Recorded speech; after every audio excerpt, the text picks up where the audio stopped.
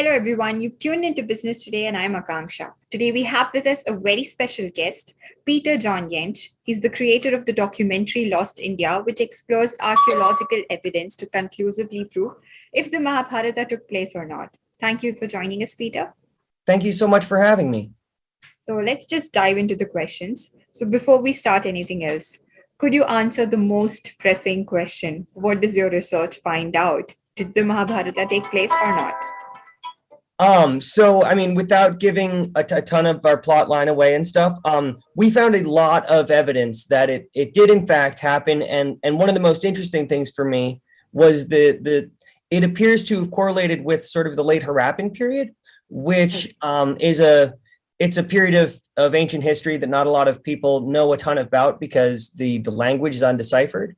But it would appear, and I don't want to, give anything away or any spoilers, but it appears to us that, in fact, the late Harappan period seems to correspond very, very well with, at least the descriptions of the locations and the time that the Mahabharata talks about, because it talks about the Saraswati River flowing out to the ocean. It talks about a lot of people living beside it, major cities next to this river, and that river dried up about 4,000 years ago. And so things like that, we've used to sort of be able to define both locations and sort of historical time periods. And we think it sort of locks in very, very nicely with the late Harappan period. And B.B. Lal, who I've, we've studied his work a lot, he and R.S. Rao are sort of the giants of discovering a lot of this stuff earlier.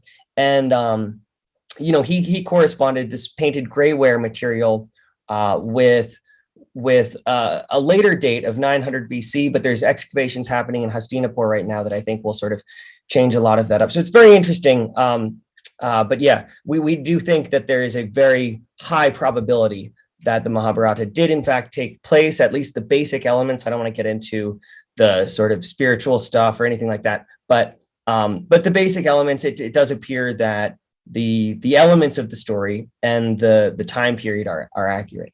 That sounds really, really interesting. But could you tell us how long did your research take place and how many people were a part of your team? And were there Indians involved as well? Yes, absolutely. So the team was pretty evenly split between an American team and a team in India. Most of the people we've interviewed were experts from India, or just people who knew something about the local area in India. We spent 6 years overall on the documentary because we really wanted to make sure that like any conclusions we came to were at least scientifically accurate. And we also wanted to make sure that, there's a lot of leads we had to follow and a lot of research that was done. And so we just wanted to make sure that because it's such an important subject, that we gave it a proper amount of exploration. We're not even done with we'd like to go back again one more time and do more, but we did quite a bit in those 6 years. We'll have season 1 will have 10 episodes that get into a lot of the sites. We went to probably, I can't even count how many archaeological sites we went to. More than I can count.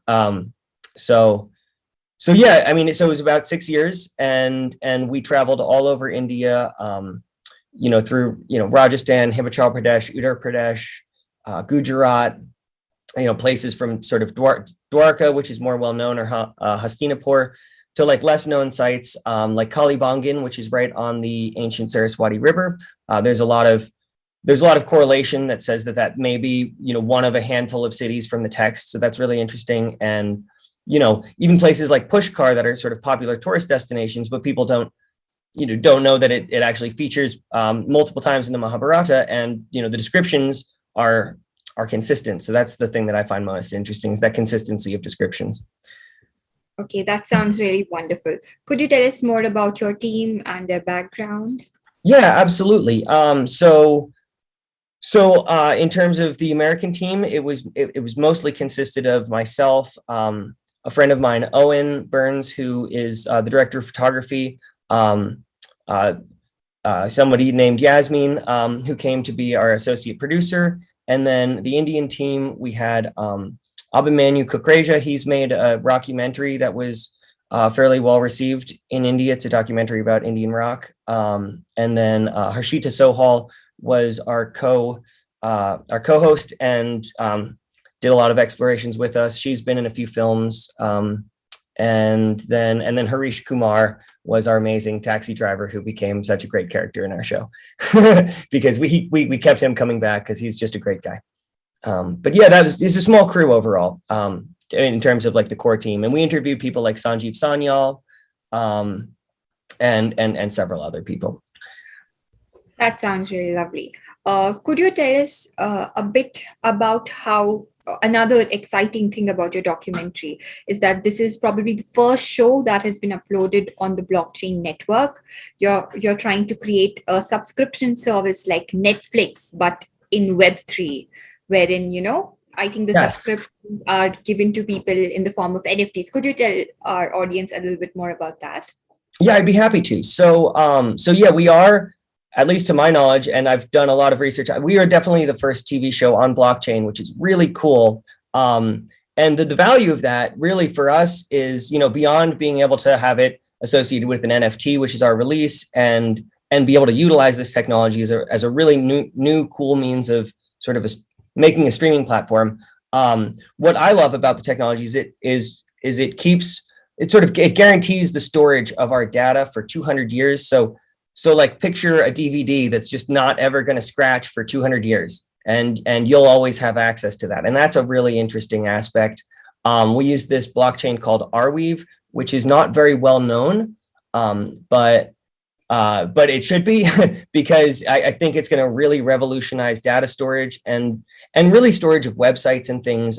In our case, we were able to upload a pretty super massive file as large enough as a TV show onto the blockchain where it will be stored forever, possibly significantly longer than 200 years. They guarantee that as their minimum. But for our use case, it's an NFT. We're going to be releasing it as an NFT. And so, for Lost India, that was an amazing marriage because we were able to sort of be able to guarantee that future generations will be able to benefit from even small discoveries that we made. Because I know from my research, it's often little things that somebody in the past has done that allows you now in the future to make some big breakthrough. And so hopefully we have, good quality enough content that people will want to even watch it that much farther in the future, and they'll be able to. And so that's a really neat thing. And I really think that NFTs and blockchain will have a huge revolutionary effect for the film industry in general, because it sort of shifts the power within distribution a little bit and can really sort of monetize things for an audience member who maybe just wants to buy a DVD or something, but now they have the ability to actually kind of invest in a TV show or even a production house, because the popularity of that, if it continues to go up in time, let's say it's like Batman, that initial value that you spent now comes back to you later, which is very neat, because I don't think that's ever been the case for a film, where you can kind of give the user their value back if they ever want to exchange it on market.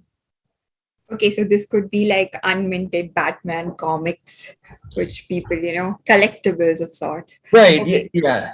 It puts film and television in that category, and especially for television because it's episodic. So each new episode sort of in many ways promotes the previous ones, because you want to go see that first episode and then the special content that comes with that first episode you may want. All right. So what if an average user wants to watch your documentary on the blockchain? So what do they have to do? Please. They will just be able to. So just like Bored Apes, they'll just actually be able to watch it online for free. So if they'll be able to see it. And the extra content that comes with it will be for the people who want to, pay the money. But we think that there's a really public value to this being available to everybody. Like people in India, not everyone in India will want to or be able to utilize this technology. However, you will be able to just go on any major marketplace and view it. Anyone can. So we have a teaser that we've released. So rather than like a standard movie teaser, we've used the same technology for our teaser, which we're giving away. But the interesting thing with that is, so you could go look up Lost India right now on OpenSea, and you can play the teaser. And so that sort of shows you how it would work in the future when we do release episode 1, which will be, you'll be able to just anyone will just be able to hit play and watch it, which I love, because I think keeping movies behind the sort of gate and having the only way to monetize a film be that you have to pay me to watch it, I think that really limits the ability for a film to reach its widest audience and be a more cultural product than something that's just commercial. Because we are an educational film in a lot of ways, or show. Yeah, that sounds really wonderful. Thank you, Peter, for joining us. Thank you so much. This was all the time we had, and I hope to meet you soon and talk about your future projects again. Thank you. Thank you. Oh, I would love to. Thank you so much for having me. If you like the video, do like, comment, share and subscribe.